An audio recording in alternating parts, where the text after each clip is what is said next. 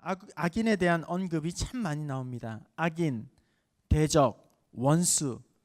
시편만 제가 찾아보니까 200번이 넘게 악인, 원수, 대적이라는 말이 나오고 있습니다. 시편 27편 2절에는 악인들이 내 살을 먹으려고 내게로 왔으나 나의 대적들, 나의 원수들인 그들은, 이렇게 악인, 원수, 대적에 대한 이야기가 반복적으로 계속 나옵니다. 다윗이처럼 악인, 원수, 대적들의 공격을 계속 받아야만 했던 이유는 다윗이 하나님 앞에서 어찌하든지 간에 의롭게 살기 위해서, 신실하게 살기 위해서, 하나님의 뜻을 이루기 위해서 몸부림치는 중에 그렇게 신실하게, 정직하게, 거룩하게 살아가려고 몸부림을 치면 칠수록 악인의 공격은 더 비례한다는 거예요. 악인의 공격과 악인의 방해는 더 강하게 도전이 이루어지게 된다는 겁니다. 다윗은 자신을 실족하게 만들고 넘어지게 만들고 사명을 감당하지 못하게 만들고 하나님의 뜻을 성취하지 못하게 만드는 이 악인의 집요한 시험과 그리고 함정, 공격을 흔히 올무라고 표현을 하였습니다. 그래서 때때마다 하나님, 자기 앞에 놓여있는 악인의 올무로부터 나를 피하게 하여 주옵소서, 악인의 올무로부터 나를 건져내 주옵소서, 그리고 악인의 올무에서 건짐 받았을 때에 하나님 앞에 감사와 찬양을 올려드리는 시를 기록하고 있습니다. 여러분, 오늘 성경의 예루살렘 성벽을 이제 재건하는 위대한 과업을 수행 중에 있는 이 느헤미야가 이제 이 일을, 여러분, 시작할 때부터 엄청난 반대와 도전과 방해와 조롱과 핍박을 계속 그 일을 하지 못하도록 받게 됩니다. 원수의 공격을 받게 됩니다. 오늘 6장에는 더 큰 시험, 더 큰 공격을 느헤미야에게 하고 있습니다. 바로 느헤미야를 이제 넘어뜨리기 위한 사탄의 올무죠. 원수의 올무입니다. 오늘 우리도 마찬가지입니다. 적당히 예수 믿는 것도 참 힘들지만 제대로 예수 믿으려고 하면 할수록, 제대로 예수 믿고 제대로 신앙생활을 하려고 할 때에는 더 많은 반대와 더 많은 공격과 더 많은 사탄의 올무와 더 많은 방해 공작들이 우리를 가만두지 않습니다. 예수 적당하게 믿는 것도 힘들지만 제대로 믿으려면 더 많은 방해 공작을, 사탄이 올무를 놓게 된다는 거예요. 때로는 한가운데로, 정면으로 우리를 공격해 들어오기도 하고, 때로는 옆으로, 사이드로, 측면으로 우리를 집요하게 공격해 들어오기도 하고, 때로는 갑자기 공격해서 이렇게 급습을 하기도 하고, 그러면서 우리 계속 쓰러뜨리려고, 넘어뜨리려고, 말씀에 불순종하게 하려고, 또 사명과 직분에 충성하지 못하게 하려고, 믿음이 좀 자라려고 하는데 믿음 자라지 못하도록 계속 그렇게 우리를 흔들어 놓으려고 집요하게 공격을 해대고 있다는 거예요. 오늘 느헤미야 앞에서 사탄이 올무를 쳐놓고 걸려 넘어지기만을 바라면서 기다리고 있는 거예요. 사탄은 이제 올무를 쳐놓고 이 느헤미야가 하나님의 사명을 감당하지 못하도록, 역사를 이루지 못하도록 그렇게 올무를 쳐놓고 걸려 넘어지기만을 바라면서 기다리고 있는 중에 느헤미야는 이 원수의 올무, 사탄의 올무를 어떻게 피해 나갈 수 있었는가, 어떻게 느헤미야가 어떤 태도를 그들의 올무를 쳐놓은 데서 취하고 있는가를 살펴보기 원합니다. 오늘 저와 여러분도 필연적으로 사탄의 공격을 받게 됩니다. 사탄의 올무를 맞닥뜨리게 됩니다. 우리도 필연적으로 예수 믿는 가운데에서 사탄이 쳐놓은 방해 공작, 올무에 우리가 노출될 수밖에 없습니다. 그때 우리는 어떻게 하면 이길 수 있을까요? 승리할 수 있을까요? 오늘 느헤미야를 통해서 믿음으로 다시 한번 그 지혜를 배우고 또 우리의 믿음을 새롭게 하는 귀한 시간 될 수 있기를 바랍니다. 먼저 사탄이 쳐온 이 올무를, 사탄의 이 유인 작전에 걸려 넘어지지 않기 위해서는 먼저 우리가 우선순위를 잘 세워야 한다는 거예요. 우선순위는 하나님의 일, 하나님께서 우리에게 맡겨주신 귀한 사명에 집중하는 사람이 되어야 한다는 것입니다. 어떻게 해요? 올무에 걸려 넘어지지 않기 위해서는 하나님의 일, 하나님 맡기신 직분, 사명에 집중하는 사람이 되어야 한다는 거예요. 지난 주일날 우리가 살펴보았지만 빌립보서 3장 13절 14절 앞에 있는 사도 바울은 앞에 있는 것을 잡으려고 표대를 향하여 앞에 있는 것을 잡으려고 표대를 향하여 달려가노라 이렇게 말합니다. 바울이 다른 것에 한눈을 팔지 않고 이것저것 기웃기웃거리지 않고 어물쩍 두리번 거리지 않고 주위에 막 어떤 분위기에 휩쓸리지 않고 끝까지 선한 싸움을 달리고 싸우고 달려갈 길을 마치고 믿음을 지킬 수 있었던 것은 맡은 사명에 온전히 표대에 집중하였기 때문에 끝까지 믿음의 선한 싸움을 싸우고 달려갈 길을 달리고 또 믿음을 지켰다고 그렇게 고백할 수가 있는 것입니다. 여러분, 집중하면 몰입하면 거기에서 강한 힘이 나오게 됩니다. 집중하게 되면 거기에 강력한 에너지, 파워가 거기에서 나오게 됩니다. 우리가 어렸을 때에 돋보기로 이렇게 종이를 태우는 일들을 해봤잖아요. 빛이 분산되게 되면 에너지가 생기지 않지만 그것을 한데 모으기만 하면, 집중하기만 하면 거기에서 불꽃이 일어나게 되는 것이죠. 한 나라의 명장 이명에 대한 이야기입니다. 이 이명 장군은 산과 들을 다니면서 사냥을 즐겨하는 그런 사람이었는데요. 유명한 그 명궁, 그러니까 명사수, 유명한 활을 잘 쏘는 그런 사람이었습니다. 이 이명이라는 장군이 활을 쏘게 되면 활이 날아간 그 자리에는 반드시 여김없이 새가 쓰러져 있거나 들짐승이 쓰러져 있는 그런 아주 활을 잘 쏘는 사람입니다. 어느 날 이 이명이 혼자서 사냥을 하러 갔다가 깊은 숲속에서 그만 길을 잃어버리게 됩니다. 그리고 날이 저물게 됩니다. 어두워져 가게 됩니다. 길을 헤매게 됩니다. 그런데 문득 저 앞에 숲풀에서 커다란 호랑이가 자기를 노려보고 있는 것이죠. 그때 진땀이 등이 나면서 가슴이 막 두근두근 하면서 급히 진정시키고 화살 한 발을 꺼내서 자신을 노려보고 있는 이 커다란 호랑이에게 화살을 잡아서 이렇게 쏘게 됩니다. 그런데 이 화살은 이 호랑이가 너무 가까이 있기 때문에 자칫 명중을 하지 못하고 놓치기라도 하면 이제 꼼짝없이 호랑이의 밥이 되고 마는 그런 위험한 상황이 있죠. 그때에 온 신경을 다 곤두세워서 온 집중을 다해서 그 커다란 호랑이를 향해서 활시위를 당겨서 딱 한 발을 쏘게 됩니다. 정확하게 명중이 됩니다. 그런데 분명히 호랑이가 화살을 맞았음에도 불구하고 가만히 있는 거예요. 갸웃갸웃하면서 이상히 여기면서 그 가까이로 다가가게 됩니다. 그런데 가까이 가보니 여러분 잘 아시죠? 그것은 거대한 호랑이가 아니라 호랑이처럼 생긴 바위였다는 거예요. 바위를 뚫고 깊숙이 화살이 박힌 거예요. 참 신기하죠. 본인도 너무 놀라서 야, 신기하다. 다시금 자기가 그 자리로 돌아가서 두 번째 활시를 당겨서 다시금 이렇게 쏴보는 거죠. 이게 가능한가? 쏴보는데 계속 어떻게 화살 촉이 부러지고 화살이 부러지고 되지 않는 거예요. 튕겨 나가는 거예요. 여러분, 혼신을 다해서 집중하게 되면 아주 무서운 힘이 거기에서 나오는 거예요. 혼신을 다해서 몰입을 하면 거기에는 엄청난 파워가 나오게 됩니다.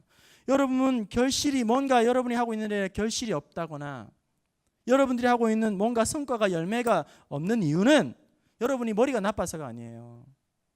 여러분이 열심히 없어서가 아닙니다. 여러분이 운빨이 안 따라줘서가 아닙니다. 여러분이 에너지를 집중하지 않기 때문이에요. 여러분, 산만하기 때문입니다. 자기 가진 힘과 에너지를 분산시키기 때문입니다. 여러분이 그 일에 충분히 집중하게 되면, 그 일에 충분히 에너지를 집중해서 쏘아내면 거기에는 엄청난 무기가 되고 파워가 나오게 되는 것이죠. 물론 믿음의 사람들은 하나님의 은혜와 하나님의 역사하심이 함께 이루어져야만 합니다. 오늘 느헤미야가 원수들의 올무를 피할 수 있었던 것은 악인의 이 올무에 걸려져 넘어지지 않았던 것이 바로 그런 원리라는 거예요. 성벽 재건을 마무리하는 단계에서 원수들이 느헤미야를 꿰어냅니다. 청하게 됩니다. 겉으로는 우리 대화하자, 회의하자, 화평조약을 맺자, 그렇게 회유책을 쓰지만 그 이면에 보게 되면 실상으로는 그를 불러내어서 음해하여 죽이려고 했던 것입니다. 우리 2절 말씀을 함께 읽어볼까요? 2절 말씀 6장 2절입니다. 시작. 산발랏과 게셈이 내게 사람을 보내어 이르기를 우리가 오노 평지 한 촌에서 서로 만나자 하니 실상은 나를 해하고자 함이었더라. 우리 만나자 이렇게 회유책 평화조약을 맺자 이렇게 말하지만 실상은 불러내어서 죽이려고 하는 거죠. 그 일을 감당하지 못하도록 이제 멈춰서도록 만드는 것입니다. 이 올무에 유인책에 어떻게 느헤미야는 대응하게 됩니까? 3절을 함께 보겠습니다. 3절입니다. 시작. 내가 사자를 보내어 이르기를 내가 이제 큰 역사를 하니 내려가지 못하겠노라. 어찌하여 역사를 중지하게 하고 너희에게로 내려가겠느냐 하매.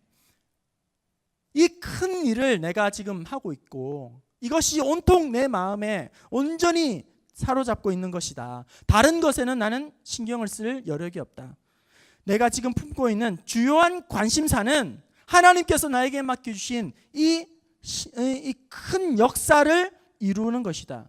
이것이 나의 유일한 관심사다. 집중해야 한다. 이렇게 말을 하는 것이죠. 온 마음과 온 몸을 다 쏟아붓는 불철주야 헌신하게 되는 지금 느헤미야의 마음에는 생각에는 온통 하나님의 일, 하나님의 맡겨주신 사명 거기에 모든 몸과 마음과 모든 행동들을 온전히 집중하고 있고 흐트러질 수가 없다라고 그렇게 이야기하는 것이죠. 느헤미야가 회담에 응하지 않게 되면 응할 수 없다고 그렇게 거절하는 이유를 한번 보십시오. 여러분, 나는 너희들이 나를 죽일 거를 알아. 나는 너희들이 틀림없이 올무를 쳐놓고 나를 죽이려고 하는 건지 알아. 이렇게 그 거절하는 것이 아니라 뭐라고 이야기합니까? 내가 이제 이 큰 역사를 내가 끝내야 한다. 지금 내가 하고 있는 이 일이 너무 크고 중요하기 때문에 이 큰 일을 중지할 수가 없다 하고 이제 딱 잘라내는 거죠. 느헤미야가 느헤미야의 거절을 듣고도 계속 대적들이 거듭 반복해서 계속 포기하지 않고 4번씩이나 4절에 보면 똑같이 오노 평지에 나와라, 오노 평지에 나와라, 오노 평지에 나와라 4번 반복해서 끈질기게 요구하게 됩니다. 그때마다 4절 마지막에 똑같이 대답하는 거죠. 하나님께서 나에게 주신 이 큰 역사를 중지할 수가 없다. 내가 이 일을 끝까지 완수하기 전에는 아무것도 하지 않을 것이다. 이렇게 이야기를 하고 있는 것이죠. 오늘날 우리가 신앙생활함에 있어서도 여러분 이와 같이 사탄이 올무를 놓고 유혹하고 방해 얼마나 많이 하는지 몰라요. 그럴싸한 이야기를 하면서 굉장히 우리에게 유익한 척 하면서 우리에게 화해의 제스처를 내밀면서 그럴싸한 이야기를 하면서 우리 믿는 자들을 자꾸 오노 평지에 나오느라 이렇게 우리를 유인작전을 펴고 회유책을 펴고 있다는 거예요. 쓰러지게 하려고, 걸려 넘어지게 하려고, 신앙생활 무너뜨리려고, 사명을 감당하지 못하게 하려고, 믿음을 떠나게 하려고, 하나님 앞에서 신실함과 정직함으로 살아가지 못하도록 계속 회유책을 쓰고 보암직함도 하고 먹음직함도 하고 달콤한 것들로 자꾸 꿰어내어서 이것 해봐 너도 좋아 이렇게 우리를 자꾸 꿰어내고 있다는 것입니다. 여러분, 삶의 우선순위를 바로 세울 수 있기를 바랍니다. 여러분의 관심과 또 초점을 하나님의 일 그리고 하나님의 맡겨주신 사명에 최우선순위를 두고 집중할 수 있기를 바랍니다. 하나님의 일에 집중하라.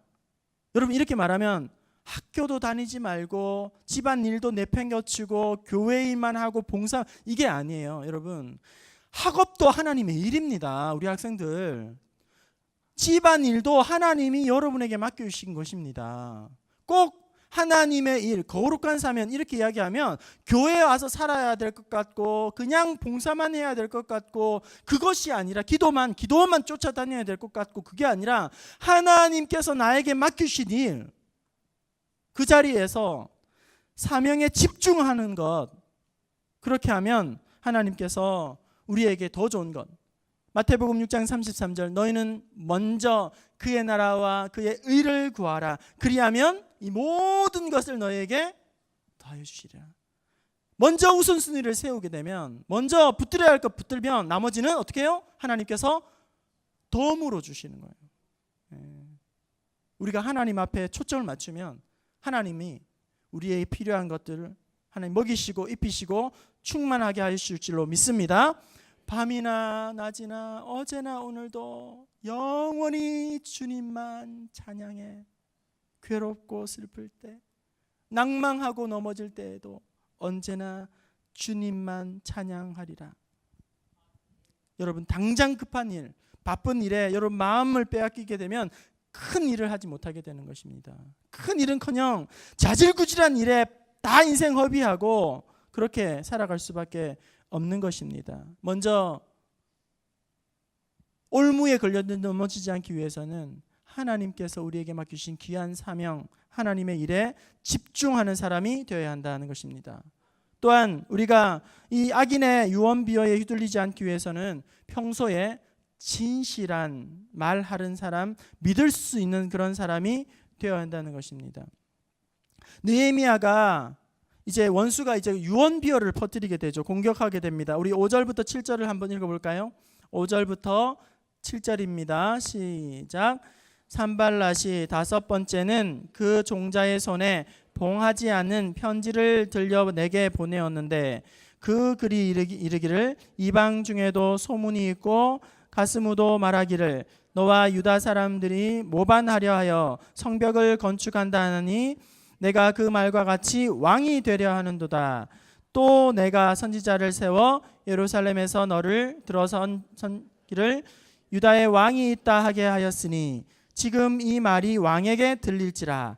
그런즉 너는 이제 오라 함께 의논하자 하였기로 4번을 온오평지에 와라 이렇게 하니까 절대 안 나가는 거예요. 그 다음에 어떻게 했냐면 5번째 어떻게 올무를 치냐 하면 이 느헤미야에게 헛소문을 퍼뜨리게 되는 거죠. 관한 느헤미야에 대한 모함을 퍼뜨리게 되는 것입니다. 5번째 그러니까 봉인하지 않은 편지를 심부름꾼에게 보내게 됩니다. 여러분 지금도 마찬가지지만 중요한 편지, 중요한 서류는 봉인을 해서 도장을 찍어서 그렇게 발송을 하게 됩니다. 당시에도 중요한 편지는 밀랍이라든지 점토를 이용해서 봉인을 딱 찍어서 아무도 보지 못하도록 하고 당사자만 보도록 그렇게 보내는 것이죠. 그런데 느헤미야에게 편지를 보냅니다. 그 편지는 그런데 봉인이 안 돼 있는, 닫혀있지 않는, 열려있는 그런 편지를 보내는 거예요. 다시 말하면 이 편지는 누구나 읽어도 된다는 거예요. 누구나 읽어도 된다. 왜 그런 거 있지 않습니까? 많이 보면 많이 볼수록 좋은 거. 예를 들면 그 광고 전단지 이런 거 굳이 막 단단히 봉인해가지고 이렇게 주지 않잖아요. 막 아무 곳이나 막 아파트 그런 막 우편문에 꽂아놓고 붙여놓고 손잡이에 붙여놓고 막 왜요? 많은 사람이 보면 좋으니까 굳이 봉인을 하지 않아요. 막 눈에 띄는 대로 막 붙이는 것이죠. 그런 것처럼 느헤미야에게 봉인이 되지 않는 편지를 보냈다. 굳이 봉인이 되지 않은 것을 왜 보냈느냐? 더 많은 사람에게 이걸 알게 하려고. 그래서 어떻게 해요? 지금 모함을 하기 위한 것이죠. 거짓 소문을 지어내어서 이방인 중에 소민이 있다. 네가 이 성벽을 건축해서 네가 왕이 되려고 한다는 소문이 있다. 그리고 이제 그것을 모반하려고 하는 것을 왕도 다 알고 있다. 전혀 사실관계와 맞지 않는 일들을 다 이렇게 뿌리고 있는 것이죠. 이렇게 뿌려서 결국은 소문을 퍼뜨려서 교묘하게 올무에 사로잡혀서 그 일을 하지 못하도록 방해하도록 그렇게 말을 하는 거예요.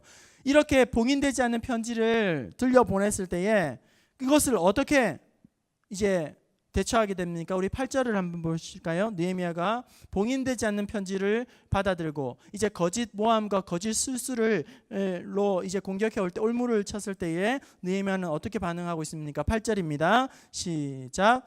내가 사람을 보내어 그에게 이르기를 내가 말한 바 이런 일은 없는 일이요 내 마음에서 지어낸 것이니라 하였나니. 거짓 소문에 대해서 간단 명료하게 그렇게 정리를 합니다. 그런 일은 없는 일입니다. 그리고 만약에 그런 일이 있다면 당신이 지어낸 거짓말입니다. 구차하게 설명하잖아요. 구차하게 변명을 하지 않습니다. 해명을 하지 않습니다. 구차하게 다른 사족을 달지 않습니다. 그런 일은 없습니다. 이렇게 딱 잘라서 이야기를 하는 것이죠. 여러분, 사람들은 자기가 한 말이나 자기가 한 행동에 대해서 이것저것 걸고 넘어지면서 맹세하는 이유는 자기가 평소에 하는 말에 믿음을 주지 못하기 때문이에요. 내가 하늘에 두고 맹세를 한다. 우리 자식을 걸고 맹세를 한다. 내가 거짓말을 했으면 손에 장을 치인다. 내가 성을 갈아엎는다. 왜 이런 이야기를 하냐면 안 믿어주니까, 내 말을 안 믿어주니까 자꾸 뭔가를 걸고 넘어지면서 평소에 내 말을 믿어주지 못하기 때문에 자꾸 그것들을 이야기하는 것이죠. 주님 말씀하십니다. 너희들이 하늘로도 땅으로도 내 머리털로도 맹세하지 말고 오직 너의 말은 예면 예하고 아니면 아니라고 하라. 우리 예수님께서 그렇게 말씀하십니다. 평소에 자기의 말한 것에 대해서 진실한 말만 하는 사람들은, 정직한 말만 하는 사람들은, 신용을 지키는 사람들은 굳이 뭔가를 갖다 붙여서 설득하고 변명하고 그리고 명분을 쌓을 필요가 없다는 거예요. 그냥 예 혹은 아니요, 이 한마디로 그 말을 듣는 모든 사람들에게 믿게 하는 것, 그것이 충분하다는 것입니다. 여러분, 우리가 신앙생활하면서 애매한 고난을 당할 때가 있습니다. 오해를 당할 때가 있습니다. 그럴 때에, 애매한 핍박과 오해를 받을 때에 예 아니면 아니요, 이 한마디로 끝을 낼 수 있는, 믿을 수 있는 그런 신실한 하나님의 자녀들 될 수 있기를 바랍니다. 저와 여러분이 평소에 여러분이 하는 말에 믿음을 주고 신뢰를 주고 정말로 정직한 믿을 만한 그런 사람으로 살아가게 된다면, 아무리 그럴싸한 말을 지어낸다 할지라도 예 혹은 아니요 이렇게 하면 일이 끝나는 거예요. 저는 목회자로서 그런 목사가 되었으면 좋겠어요. 틀림없이 뭔가 오해가 있을 때에 목사님이 아니라고 하면 아니는 거야. 끝. 이렇게 믿을 수 있는 목사가 되었으면 좋겠어요. 아니 땐 굴떡에 연기 나겠어? 내 그럴 줄 알았지. 그렇게 의심을 사고 뭔가 털어서 먼지 안 나는 사람이 있을까? 이렇게 추궁을 당하는 그런 믿음직하지 못한 목회자가 아니라, 이런저런 구설수가 있어도 예와 아니오로 그냥 믿고 따라갈 수 있는 그런 하나님의 종이 될 수 있도록 여러분 기도해 주시기를 바랍니다. 믿을 수 있는 사람, 진실한 말만 하는 믿을 수 있는 사람, 거짓 소문이 아무리 범람한다 할지라도, 아무리 악한 사단 마귀가 올무를 쳤다 할지라도 그것을 가볍게 넘어가는 사람이 바로 진실한 사람, 정직한 사람, 거룩한 사람, 진실한 말만 하는 믿음직한 사람, 그런 사람, 저와 여러분이 그런 믿을 수 있는 진실한 사람 될 수 있기를 원합니다. 이제 마지막 우리 9절 봅시다. 9절 읽고 마칩니다. 9절입니다. 시작. 이는 그들이 다 우리를 두렵게 하고자 하여 말하기를 그들의 손이 피곤하여 역사를 중지하고 이루지 못하리라 함이라. 이제 내 손에 힘있게 하옵소서 하여노라. 느헤미야는 모든 이 대적들의, 원수들의 올무가 자기를 두렵게 하려고, 떨게 만들려고, 그래서 이 큰 하나님의 일을 중지하게 만들려고 사단이 쳐온 이 시험이라는 것을 간파하게 됩니다. 그리고 하나님 앞에 간절히 기도합니다. 하나님, 내 손에 힘을 주시옵소서. 하나님 앞에 기도합니다. 올무로부터 하나님 승리할 수 있는 더 큰 힘을 허락하여 주옵소서. 이런 문제와 어려움 가운데 하나님 감당할 수 있는 능력을 허락하여 주옵소서. 큰 유혹입니다. 큰 시험입니다. 큰 어려움입니다. 큰 아픔입니다. 하지만 나에게 큰 힘을 더하여 주시고 믿음을 더하여 주시고 능력을 더하여 주옵소서. 오늘 우리를 가로막고 있고 혹은 우리를 걸려 넘어지게 만드는, 적당하게 물들게 만드는 이 사탄이 쳐놓은 어마어마한 유혹과 올무 앞에서 오늘 우리가 느헤미야처럼 하나님의 일과 나에게 맡겨주신 사명을 최우선으로 여기고 하나님께서 주신 그 일에 집중하여서 좌로나 우로나 치우치지 아니고 휘둘리지 아니하고 충성된 사명인이 되어서 이 사탄의 올무로부터 능히 승리하고 이겨내는 저와 여러분 될 수 있기를 바랍니다. 이러저러한 세상의 거짓 소문들, 그런 이야기를 듣고 일희일비하는 것이 아니라 쓸데없는 말에 상처를 받고 주눅이 들고 시험에 빠져 무너지는 것이 아니라, 문제 앞에서 부들부들 떨면서 신앙 다 까먹는 것이 아니라 정직하고 신실하고 거룩하며 하나님의 앞에서 진실한 성도가 되어 믿을 만한 사람이 되어서 모든 문제와 시련, 올무들을 넉넉히 이길 수 있도록, 맡기신 사명과 직분을 잘 감당할 수 있도록 더 큰 힘과 능력을 하나님 나에게 달라고, 믿음을 달라고, 하나님 앞에 간절히 힘을 달라고 구하는 저와 여러분 될 수 있기를 주님의 이름으로 축원합니다.